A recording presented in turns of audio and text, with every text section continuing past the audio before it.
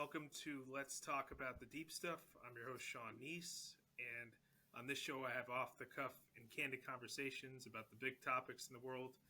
And a recent big topic in the news has been everything going on in Israel and Palestine, as many of you are aware, and today's guest offers a unique perspective on this issue. His name is Sam Stein. He is an activist in Israel with dual citizenship. He's originally from Long Island, and he's lived with Palestinians on the West Bank as they've endured attacks from radical settlers. And he's been an advocate for peace and equal rights in Israel for Palestinians.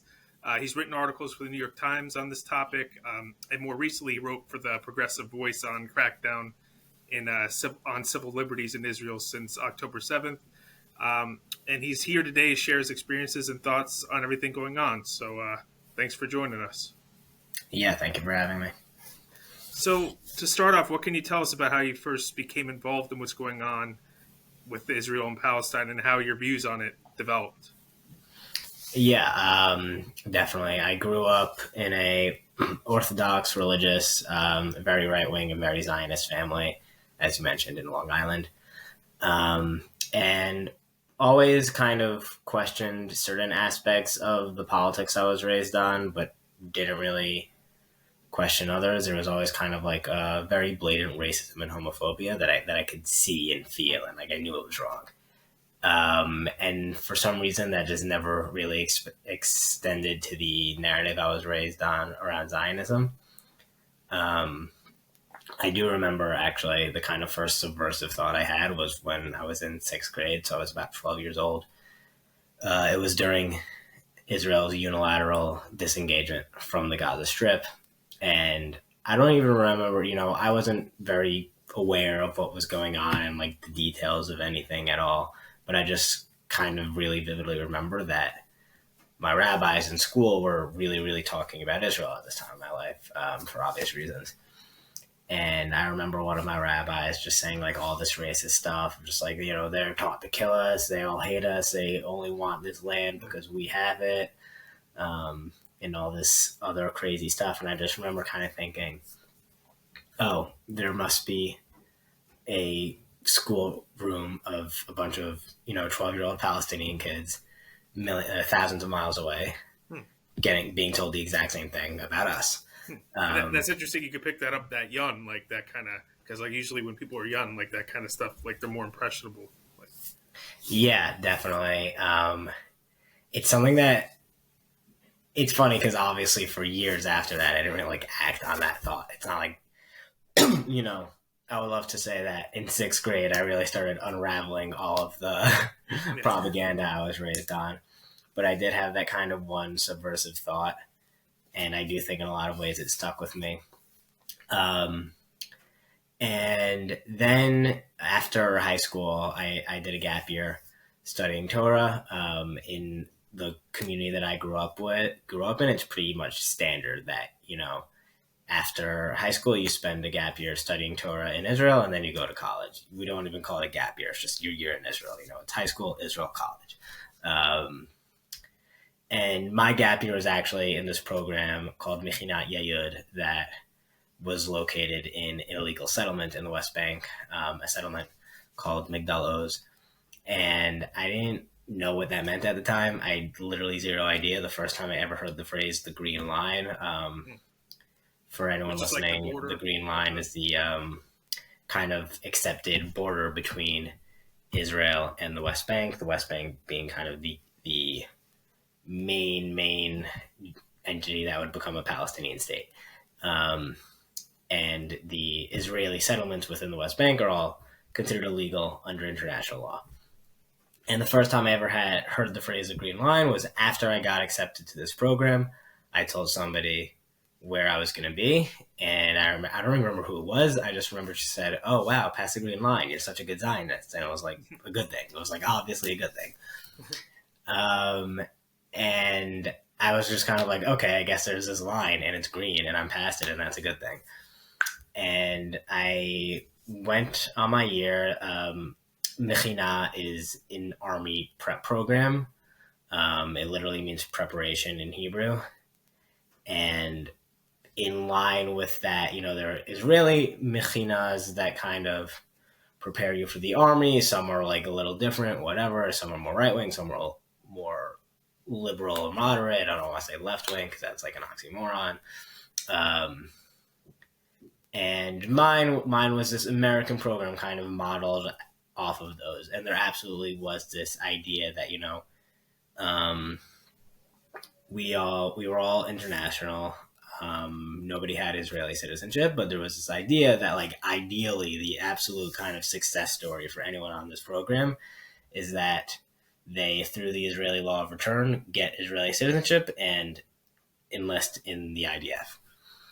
And in line of that, kind of what the program was we would learn Torah in the mornings, and then in the afternoon we would either volunteer or go on hikes and jog a lot. And we had like a Krav Maga class once or twice, like every other week or whatever it was. And I remember, there's just kind of like the kind of undertone to all of this is that I had a really good year and positive experience for all of this. And I think that really, really ironically to this day kind of formed my relationship with this place. But it's also kind of where I was exposed to all of these things that I just couldn't get out of my head. Like I remember, in my Krav Maga class, we had like shooting classes, and the targets were literally, racist caricatures of Palestinians with their faces covered holding knives. We had this exercise where we basically kind of like role played a night raid of a Palestinian home. You're going to go catch a terrorist and you like break into his house at night. And even not in the confines of the program, but just living in this area, living in an illegal settlement, walking around and driving around and seeing things, seeing that Palestinians had different license plates, seeing that the checkpoint in between the West Bank and Israel only checks you in one direction. You only get checked going from the West Bank into Israel. The reason for that is that anyone can go in because Israelis have full access to the entire region of Israel-Palestine, everything between the river and the sea, with, I guess, the exception of Gaza, and on paper, Area A of the West Bank, which we'll maybe get into more, but not important for now, and that's not enforced anyway. But Palestinians, on the other hand, specifically West Bank Palestinians, Palestinians of residents of the West Bank who are kind of like under the supposed authority of the Palestinian Authority, need permits for anything, to get into Israel, for everything really, but specifically to get into Israel. So that's the only direction that it matters to check anyone, because that's the only direction that anybody could be doing something that they're like quote unquote not allowed to be doing. And I didn't know that, but something just like felt weird about it. I was like, oh, this isn't a border, but it only checks in one direction. And like, we kind of treat it as a joke. We just like drive through it. It doesn't matter. It doesn't affect our lives in any way whatsoever. And that kind of like all that stuff, I wouldn't say laid the seeds, because again, unfortunately, I can't pretend that I really began to unpack this stuff there either. But again, kind of was there, stuck in my brain, something that I couldn't really shake. And then I got to college, and that's when this process did really start. Was one of my best friends who grew up in the same community as me, also spent a gap year, actually spent 2 years learning in a yeshiva in the old city of Jerusalem, is still Orthodox. We're still incredibly close. And he kind of, when we were in college, he just started talking about the occupation a lot. He can give his own entire interview about his unlearning process, but I just kind of got the end result, which was my best friend talking about the occupation a lot and how horribly Palestinians are treated. And I'd always been taught that kind of any mention of the occupation is an anti-Semitic conspiracy theory. So to hear my best friend, who is Orthodox and like way more religious than me and more knowledgeable of Judaism and Torah than me, be talking about this was kind of like, I don't think he's an anti-Semite, so now we need to unpack this. And that's rare for an Orthodox too, right? Because usually they're the ones that are like the most Zionist, the Orthodox.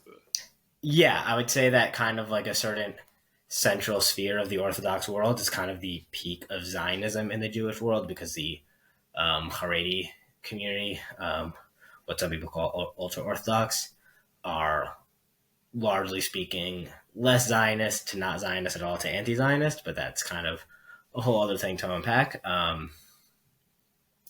My community, really, the more like modern Orthodox community, is definitely, the peak of Zionism in the Jewish world in a lot of ways. And yeah, this friend kind of got the ball rolling for me, kind of just like made it this thing that I needed to actually learn about. I was kind of like, that was when I was like, okay, I need to figure out what I think about this. Like, I don't, maybe I'll come out of this and like none of my views will be changed, but I need to like actually address this. And then my last semester in college, when I'd already definitely kind of become more left wing on this issue, this Palestinian guy, my age, a college student from Bethlehem, came and spoke to the Hillel Club, the Jewish Culture Club at my college in New York. And I remember it really, really resonated with me that Bethlehem and Migdalos and Efrat, the settlement that I lived, are right next to each other. Actually, like the wall is in the way. And I remember very, very naively thinking, oh, we were neighbors, which is just like technically true and completely naive and, borderline oxymoronic to be neighbors. Like he couldn't go back to his home, right? Like he didn't have rights. Yeah, like I have rights and he doesn't. We're not neighbors. We live next to each other, but we're not neighbors. And he mentioned completely in passing just needing to get a permit to go to Jordan to use their airport because he's not allowed. Palestinians in the West Bank are not allowed to use Ben Gurion Airport in Tel Aviv. They need to get a permit to enter Jordan and fly out of Amman. And he mentioned that completely in passing, and I just remember thinking, like, what? Like, I just, I was American. I didn't have Israeli citizenship yet. I just, like, hopped on a plane, landed in Ben Gurion, drove into the West Bank, and, like, started walking around like I owned the place. And I remember thinking, oh, that's apartheid. And that was really kind of the point of no return. Like, I could just never, I could never look at things here the same ever again after that. But at the same time, I wanted to move here kind of since I was 18 and since I had that really positive year, that bizarrely positive year, honestly, on my gap year, I wanted to move here. And the more and more I learned, that just like never went away. I kind of kept expecting it to and it just didn't. And I kind of decided that I was gonna go through with that, but it came with responsibility. I was choosing to move here after everything I learned and like kind of opt in to civil life here, and like I need to be doing the work. I need to be on the ground fighting for equality, and that was 4.5 years ago, and that's kind of just been it ever since. Just spending a lot of time with Palestinian communities in the West Bank, engaging in what we call protective presence activism, which is basically being human shields in a way.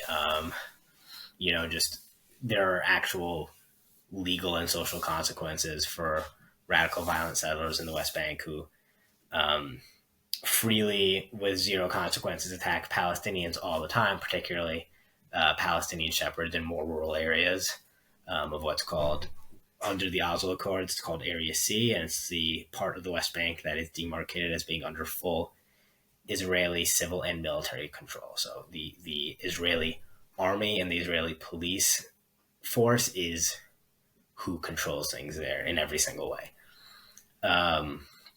And these settlers who have the very explicit goal of wanting to drive Palestinians out of Area C and of the West Bank and out of Israel-Palestine in general, the absolute like dream for them is that Palestinian life is so unlivable that they get up and go at least to like the big cities that are technically under the authority of the PA, but even better yet, to Jordan, to Europe, wherever.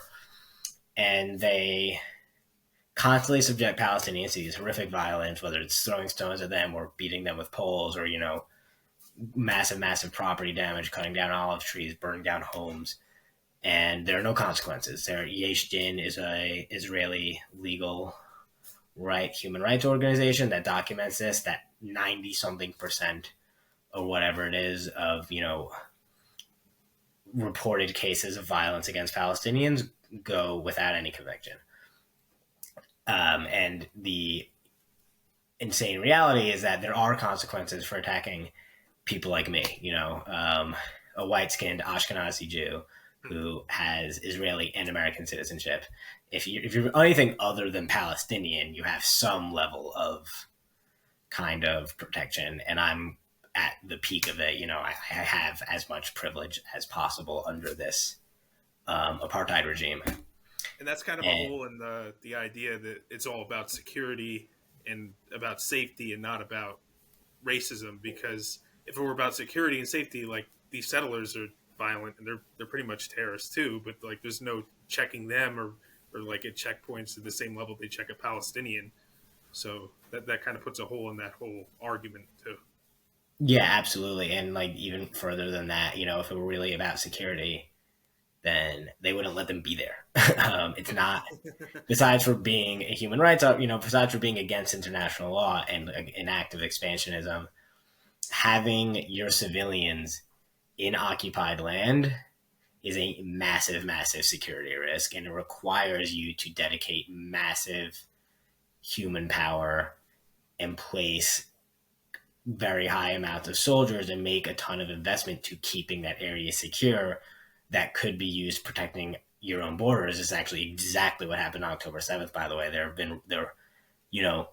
The communities in the south of Israel near the border with Gaza were vocally complaining that the soldiers, that Israeli soldiers, were taken from that border because the far-right Minister of Finances, Bezalel Smotrich, and a lot of the other far-right cabinet members of this Israeli government relocated those soldiers to protect settlements deep in the West Bank. So they actually, highlighted in an immediate, horrible way that the occupation of the West Bank is a massive security risk in and of itself. So to talk about security is oxymoronic. And they have connections to like Israeli terrorists too, right? Like, because I know Ben Gavir. I saw this piece. It was like Ben Gavir and Schmodrin was another. Like, they actually were connected to people like who would bomb, like kill, like they would do acts of terrorism against like Palestinian Israel. And it's like I know like a lot of them influenced by the Kahanists too, that believed in like enslaving all non-Jews, and they were like the most extreme. But I know even the Netanyahu government like made deals with the Kahanists too. Yeah, absolutely. I mean, everyone, Itamar Ben-Gvir is a proud follower of Meir Kahane. He's kind of learned how to tiptoe around that to enjoy this false sense of legitimacy. But he was deemed too radical to be in the IDF. When he was 18, he was not drafted. He's been in jail for incitement of violence before and spent his entire career as a lawyer getting settlers off for violence against Palestinians. This is something, like I said, was deemed too radical to be in an occupying army, and now he's in the government, and now he's has a cabinet position in the most far-right government in the history of this country. And what were like as you were living with Palestinians in the West Bank, like what were some of the things you witnessed firsthand, like as far as like settler attacks, and also like what did you learn like as you spent more time with them, like what stereotypes, I guess, were challenged or preconceptions were challenged? Yeah. So kind of like completing my thought from before, explaining protective presence activism, it really is just that me being there makes this settler violence less likely because there are consequences for attacking me. And if anything does happen, then me and, other activists, it's not just me, are documenting everything that happens, providing the footage both for legal purposes and for different NGOs that keep track of this sort of thing and for awareness raising. Something that really, really, almost basically every Palestinian that I've spoken to, something that like is such a common thread between them is that all of them say, share our story, like make sure that people in America and Europe know what's happening to us.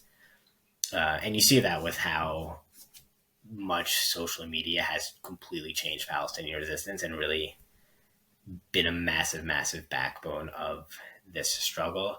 But I would say in terms of living in these communities, something that I would say that most of my kind of stereotypes were already unlearned, honestly, like kind of highlighting my weird positionality in my upbringing where I was able to be critical of some things but not other things. I whenever my rabbis said like horrible things about Palestinian people, it was always obvious to me that like that's racist. I just never questioned that the regime was doing bad things. And then being in these impoverished villages, you know, that don't have electricity, don't have running water, kind of just you're confronted with it so quickly. You're just like, this is like, I remember the first week I was falling apart. You know, I went down, I spent 3 months living in like one specific community. And after on Thursday, I remember being like, should I stay for the weekend? Should I go back to Jerusalem and like recover and, you know, take a break, whatever. And like one of the other activists, like another American Israeli Jew, was just like, you need a break. Like you're falling apart. And like, I can just tap out of that. Like I could just go back to my apartment in Jerusalem and take a 4-hour hot shower. And these people cannot, as I mentioned, you know, they need a permit just to get into Jerusalem. That's incredibly difficult to get. Their homes are these communities that like any American would be, you know, shocked at, just like so below their basic standard of comfort. And the first week I was down kind of ended up, we like half jokingly said it was kind of just a crash course in living under occupation. We went down Saturday night and Sunday, I think it was like, you know, Sunday soldiers entered the village and then like Monday settler kids stole a Palestinian's phone and we had to like argue with the police to try and get them to go into the settlement and get it back. And obviously they didn't. And then Wednesday, there were a ton of demolitions throughout the entire region and we're just like driving and running after bulldozers for the entire morning, documenting these different demolitions. And then Thursday, kind of like the finale, you know, the grand finale of this 1 week. This is, again, like this is 5 days in the West Bank where like, you know, you're there, you're living it, but it's, I can't change my skin. I can't change my race. No matter what I do, it's never as bad for me. And this is just 5 days of insanity that kind of culminated to Thursday afternoon. These settlers that were originally harassing this Palestinian woman grazing her sheep with like their faces covered. And then we go up to document and like 3 or 4 of them start walking towards us and King David style, like slingshots, like slinging rocks, just start hurling rocks at us. And we're trying to videotape and also trying to stay safe. And a soldier is right there for all of this. And she like maybe she like yells at them to stop and that's it. And then we have Meanwhile, we have like children that are Palestinian that just like threw a stone. And it was like an occupying force they threw a stone at, and then they're in prison even as little kids. yeah, absolutely. And you know, if not worse. And then we have to go to the police station to report this, and we were just like sitting outside like an idiot for 2 hours, and like nothing gets done. It takes forever, and you're just like, I would rather the rocks. And you just like so confronted with why Palestinians a lot of the time decide to just not report the things that happen to them because there's no point. And that really like kind of, yeah, that week was crazy because it happened all at once. But every single thing that happened that week is a normal thing. That can happen any day. That's just part of life as a Palestinian in the West Bank. And that really taught me, and the rest of my time in these communities really taught me that like it's every day. Like something happens every single day. Maybe I didn't see it. Maybe I wasn't there. Maybe I didn't document it. Somebody was arrested. Somebody was attacked by settlers. Like somebody got a demolition notice on their home. something horrible happens every single day. And, you every single day don't have electricity, don't have water, cannot build because it's impossible for Palestinians to get building permits to build homes. It's horrible.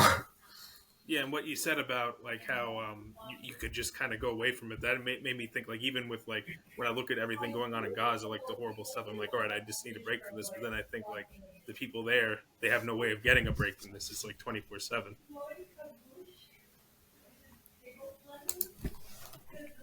Sorry, could you repeat that? Oh, it kind of what you said about how you could just kind of leave the violence in the West Bank. It makes me think of like when I was looking at everything going on in Gaza, all the horrible stuff. I was like, I kind of need a break from this. But then I was thinking, the people there, they don't have the luxury. Like that's a privilege, like to just be able to look away and Yeah, absolutely. And like it's been the blockade has lasted for longer than half of the residents of Gazans have been alive. You compare it to kind of Ukraine, that all these people in Ukraine had to flee their homes, which is horrific, and nobody should have to go through that, but they were able to. Like now, you have people in Gaza just slowly being shoved towards the southern border with Egypt, who's not going to let them in. Israel won't let them out. They're just completely stuck. And there was even that document that said like there was a plan to kind of relocate everybody to the Sinai desert, and I think they just used October 7th as an excuse to do that, pretty much. So. Yeah, absolutely. It's absolutely all kind of an excuse and premise and facade, and that's becoming more and more obvious every single day. Yeah, and also the dehumanizing propaganda is kind of hypocritical, like you said, and like you said, like a lot of them weren't even born when Hamas was elected, and they say, oh, they voted in Hamas. So like by that logic, the people in Gaza or the people like they could say, well, the people on October 7th, they voted for Netanyahu, who supported these settlement programs. Like they can make the argument the other way. So it's like it's just not, you can't have like a double standard about it. It's like. Absolutely. And all those kind of talking points that are brought up against Palestinians, like they turned down peace or they voted in Hamas or whatever it is, besides for like having holes in the narratives themselves. And Bibi propped them up. I saw that too. Like he kind of propped up Hamas too because he didn't want. And like they just expect them. It doesn't matter. It's all complete deflection. It doesn't matter if Palestinians, every single Palestinian could be a like horrible anti-Semite. It wouldn't matter. They still deserve basic human dignity and human rights, and to not live under a military occupation, to not live under blockade in the largest open air prison in the world. And more positive experience would kind of decrease that if they weren't getting this horrible treatment all the time. That would kind of decrease the anti-Semitism too, because it's like that their only experience, especially in Gaza, is, or even in the West Bank, like you were saying, are these like either the radical settlers in the West Bank or in Gaza, it's the military. It's like their only experience. So how are they going to have a positive view if that's their only experience and they don't have connection? They haven't had interactions that are positive with like Jews that aren't like that. It's easy to put them. Then it's easy to kind of just have that prejudice if that's your only experience. Absolutely, and not a single one of us, if we grew up in Gaza, would be anything other than radical. Yeah, and that's why it's always like, oh, if they just threw down their arms, there would be peace. But it's like beyond peace, they want equal rights. To me, it's kind of like the equivalent of saying, if the slaves stop revolting, there'd be peace. Well, they're still going to be slaves, Exactly, 100%. So as you started doing this activism and being more outspoken about this, what were the reactions from like families and friends? Did some of them say like, "Oh, you were a self-loathing Jew," or did they have like negative reactions? Yeah, absolutely. I think a lot of time at first there was almost this treatment of like, I think people were like, "Oh, it's a phase," and kind of like talk to me in this very like nice disagreeing way. And the more and more it became clear that this is, a commitment, that this is like a part of my life. I dealt with a lot more like nastier comments and a lot more, like mostly not in person, mostly over kind of social media or text or whatever. And very quickly kind of like lost friends, but kind of not with a bang so much as with whimper. You know, it wasn't like this big dramatic thing of like you're a self-hating Jew, I can't speak to you ever again. Just kind of alienation, like not being able to look at certain people the same way and not being able to talk to people without this massive elephant in the room. I have had like people who, quite frankly, I never cared about in the first place call me a self-hating Jew, but that's a little different. And very like kind of recently, and this is just like absurd in like the post October 7th reality, I got kicked out of my Brazilian jiu-jitsu gym in Jerusalem. I've been training different martial arts. I wrestled in high school, and I kind of like kept being involved in combat sports, like, you know, for most of my life at this point. And for the past 2-ish years, had this gym in Jerusalem that I was going to really, really consistently, you know, had a relationship with the other guys, like had a good relationship with my coaches. And my social media accounts are all public, and that's by design. And you kind of, anyone who wanted to know I didn't like talk about my politics in this place really, or about my activism either, but like anyone who wanted to know them could. And people did, like people followed me, people knew. And it was never a problem. And then a week after October 7th, like the coaches pulled me aside after practice. And like, long story short, I was kicked out of this gym for my social media post, you know, kind of just like Oh, wow. condemning the fact that innocent people in Gaza are being killed. Yeah. And it's like, and I'm guessing, like you've posted about the hostages too, because like, it's obvious, like to me, it's like you could think what like that you could be sad for the innocents killed on October 7th and be sympathetic towards the Gazans too. Like I don't know why, like these are necessarily in opposition with each other. Yeah, so, like, exactly. And like I kind of really like, you know, felt insane. I was like, did I say something like way more intense than I thought? And like looked back at every single one of my posts. I'm like, wow, these are like so moderate. I stand by every single word of this. Like all, you know, nothing in this could possibly be misconstrued as like, you know, me feeling anything other than remorse about the Israeli civilians that were killed and kidnapped on October 7th, and also just like unequivocal condemnation of the reality that led to October 7th in the first place and the horrific bombardment that has started since then.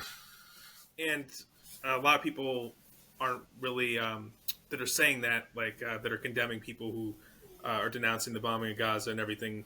Like they're not. I don't think a lot of them know that like the families of the hostages, many of them are protesting the bombardment too, because that's where the hostages are. And recently, the IDF shot and killed 3 hostages, thinking they were Palestinians, even though they held up the surrender flag. And Netanyahu has been he hasn't been acknowledging the hostages. And there was that one Israeli spy who came here who was like saying that we should have silenced the families of the hostages because we're at war, we got to do this. So they don't even seem to be caring about their own citizens either. Yeah, it's been clear from day one that the government does not care about the hostages. Like you said, that's what, you know, we bomb Gaza, carpet bomb Gaza, the hostages are in Gaza, and our bombs don't know the difference. And, you know, it's really kind of a lot of people in the US on the more kind of like moderate or liberal side, and certainly kind of a lot of American Jewish Zionists think that you can call to bring the hostages home without calling for a ceasefire, and that's an oxymoron. You know, yeah, the fact that that Israeli soldiers killed 3 of the hostages on Friday proves that. The fact that Israeli bombs have killed an undetermined amount of the hostages proves that. And it's in Israeli society, ironically, kind of everyone knows that, and there are, you know, the people 50 something percent, and like, you know, Israel is unfortunately a deeply militaristic society. The vast majority of Israel is supportive of the IDF and of the war effort in a certain very, very real way. And also there was a poll that showed that like 54% of Israelis would accept a ceasefire for a hostage exchange. And as you mentioned, the families of the hostages that are really the people kind of leading that struggle. And then on the other, like far extreme on the right, you have, as you mentioned, people like Jonathan Pollard who's saying that we should silence these families because it's like bad PR. And even there are two families who, two families of the hostages, two of the hostages were from settlements, and their families have been very, very vocal that they don't care. Just like bomb the crap out of Gaza, do what you need to do, and if our sons die, then like they died for the Zionist dream in the state of Israel. And there's also this kind of double speak from the government. Like they'll say we're trying to not kill Gazans. Oh, there's a difference between the Gazans and Hamas, and then the next sentence, Netanyahu will reference Amalek, which in the Bible they killed every man, woman, and child. And there was that other member of the Israeli government that's like, this is a second Nakba. And the one who said the thing about human animals, like he tried to backtrack after. He's like, no, I mean Hamas. But like when you're saying we're going to cut off the food, water, and electricity, like you're not punishing Hamas in the tunnels. You're punishing the average Gazan and the children too, like all those babies that died because there was no fuel for the incubator and the hospital. And then you combine that with those documents that say that they wanted to transfer them to the Sinai Desert and make them Egypt's problem. It just kind of makes sense. Like that's the goal. Yeah, and you mentioned doublespeak, and like specifically in terms of invoking the Nakba. The Nakba being the like Arabic for catastrophe, and how Palestinians and Palestinian allies refer to the ethnic cleansing that happened in 1948. Israel denies that happened. So, it is this literal bizarre doublespeak of like the Nakba never happened, but we're going to do it again. Yeah, and I saw where Mehdi Hassan kind of like he really challenged Mark Regev about it, and like he kind of stumbled on his words. He go like the Nakba was good. That's when they lost the war and they realized their government wasn't good, and like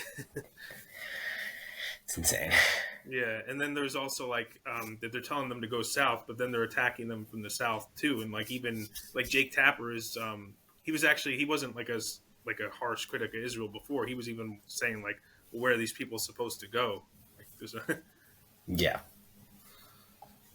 And do you think what can you say about like how anti-Semitism has been kind of weaponized? Like, because I do think anti-Semitism and like attacks towards Jews should be taken seriously, but like I feel like it's just been thrown with any kind of criticism of Israel, like, and that kind of, in a way, like makes it harder to like call out actual anti-Semitism because it's just in the sea of all this, just like.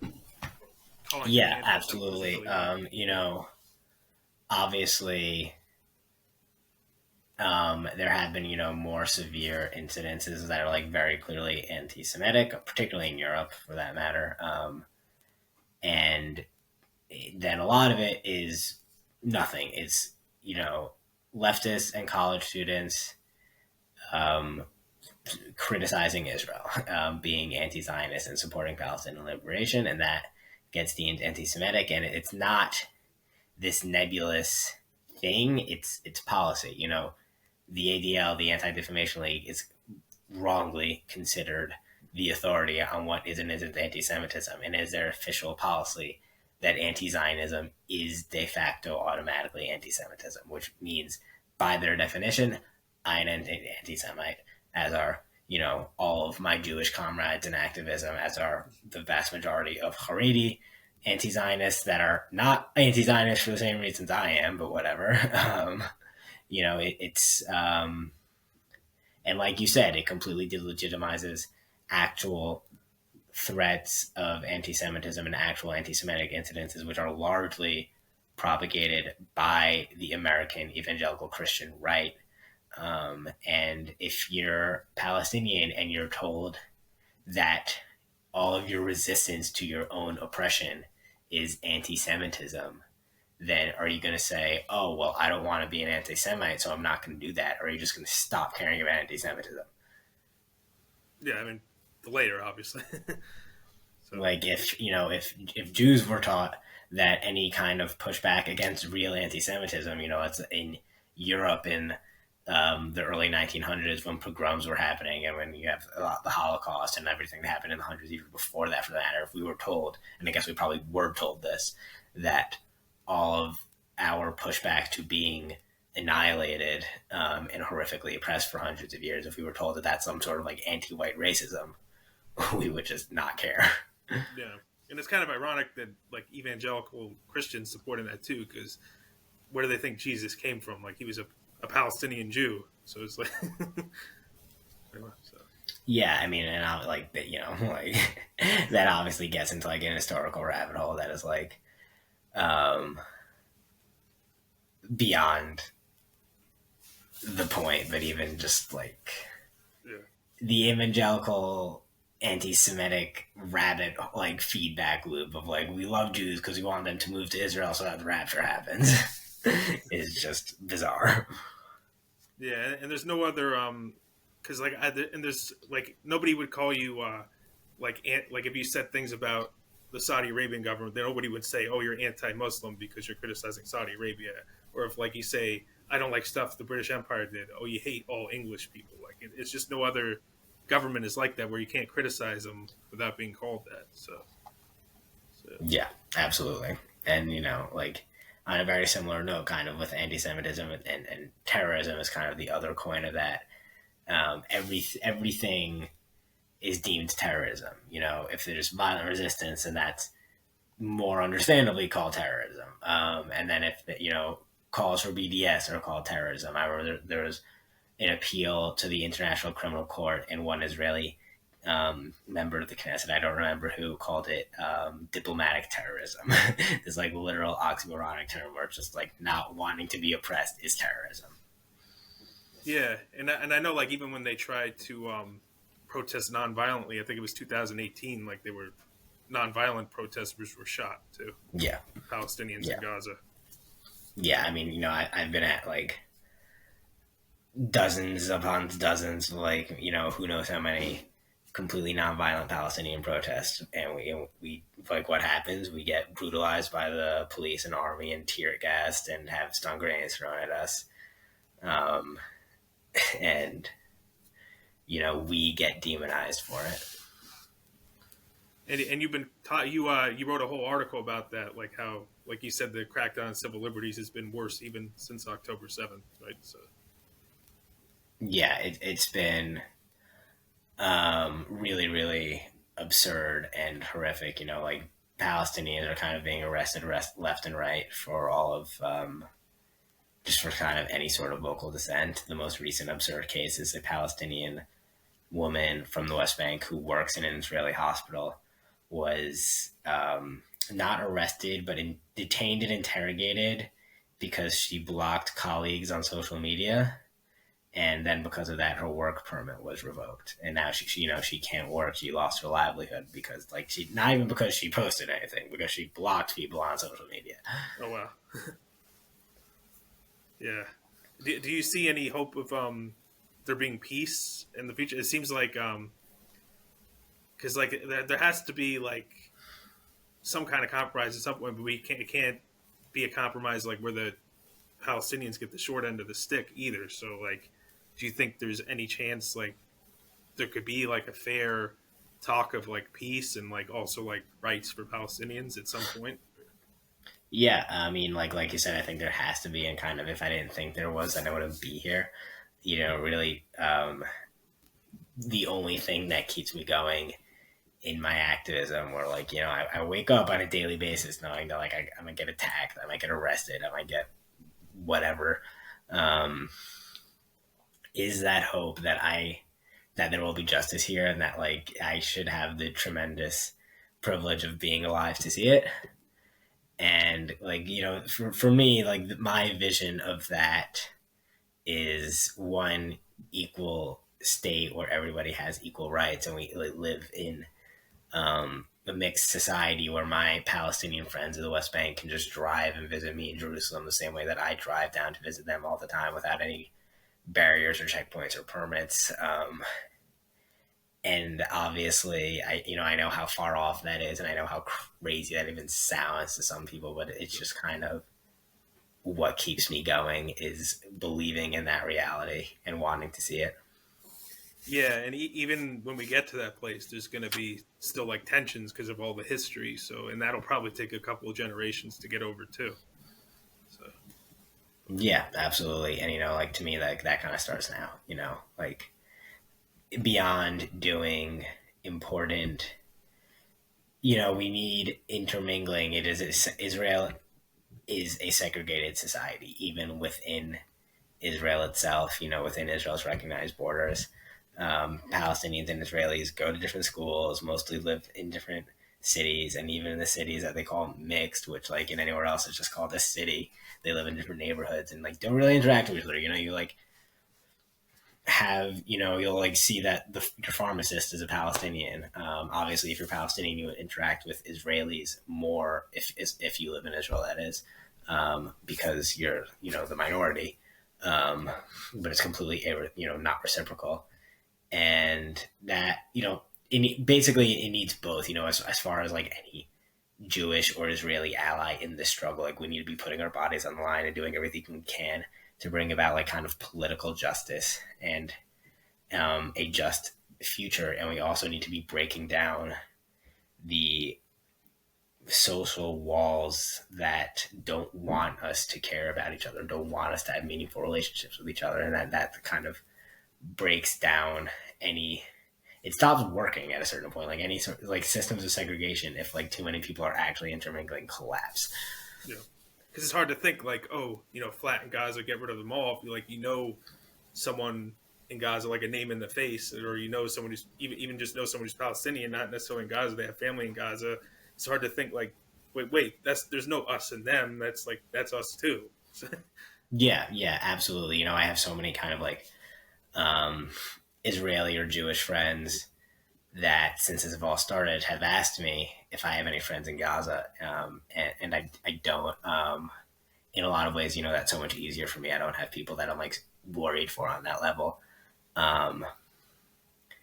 and it's kind of a massive privilege to not need to deal with that. And also, I like there's a reason I don't have friends from Gaza. There's a massive wall. It's almost impossible to. I have friends that have had there was this man named Khalil who lived in Gaza, who like a lot of my friends kind of had like a really meaningful friendship and relationship with him through different work that he did together over Zoom or over the phone, over years and years. And he was killed in one of him and his entire family in one of the Israeli bombardments. And it really just like it was so horrible to see all my friends go through that. And it just made it so obvious to me that like 99% of like normal functioning human beings, if you knew even one person in Gaza, if you knew a single person that was like, you don't even need to like them. If you just like had like, oh, I know this dude, Khalil, he's a real fucking person. No one would support this. Yeah. Yeah. I guess they can meet because like there's a small percentage. It's like most of them are stuck there, but like I think there's like a small percentage that actually get to leave with work visas. So like if someone has the luck of meeting one of those people, yeah, that'd be good. But even that can be rare too. And all the talk like how because like I see a lot of people denying that there's racism there and like saying like, oh, it's multicultural, it's all this like that. To me, it kind of reminds me of like how people like it said in the segregated South, like, oh, people that happy with how things are with the segregation, or even during slavery, they say, well, our slaves are happy. Like it's the same thing if you go back in history. Absolutely. And the second you take a deeper look, it's just impossible to not see how nonsensical it is. Like I have Israeli and Jewish friends coming after me all the time as if I'm like the authority on Palestinian identity and the Palestinian reality. I'm just like, I just like have friends that are Palestinian. I'm just living like what I think is like, I think it's like a normal thing that a lot of my friends are Palestinian. That should be normal. And basically my other activist friends have the same thing and none of my other Israeli friends or Jewish friends have that. And it just kind of like the fact that you need to come to me to ask what Palestinians may or may not think shows how completely segregated this country is. And that's only within Israel itself, and ignoring the like occupation of the West Bank and of Gaza, where it's just like on a different stratosphere of oppression. Yeah. Do you think we'll see like a Nelson Mandela kind of figure come forward, or does that seem? I hope so. I think so. I definitely think that kind of like it's a movement, and movements need leaders, and that's why you have people like Nelson Mandela. But it's going to be all of us. There's somebody who's going to get their name in the textbooks, but it's the other thousands and thousands and thousands of people. Yeah, doing there's always it the that collective effort. Like make even the with Rosa difference. Parks, there were many that refused to sit on the bus. She was just the one that was remembered. Yeah, Refused to stand or whatever it was. Yeah. exactly. So, any final thoughts or things you'd like to say before we wrap up? I would just thank you everyone for taking the time to listen and keep fighting. If you're in the U.S., like keep joining protests, keep being in the streets, and keep following Palestinians on social media. Especially reporters in Gaza that are like making it possible to actually see the horrible atrocities that are going on. And don't let it become, kind of just part of the news cycle. As long as this is going on, make as much noise as possible. All right. Well, yeah, thank you for coming on. And those of you who want to keep updated with future episodes of Let's Talk About the Deep Stuff, I'm on Spotify, wherever you get your podcasts, or just follow me on social media. Let's Talk About the Deep Stuff.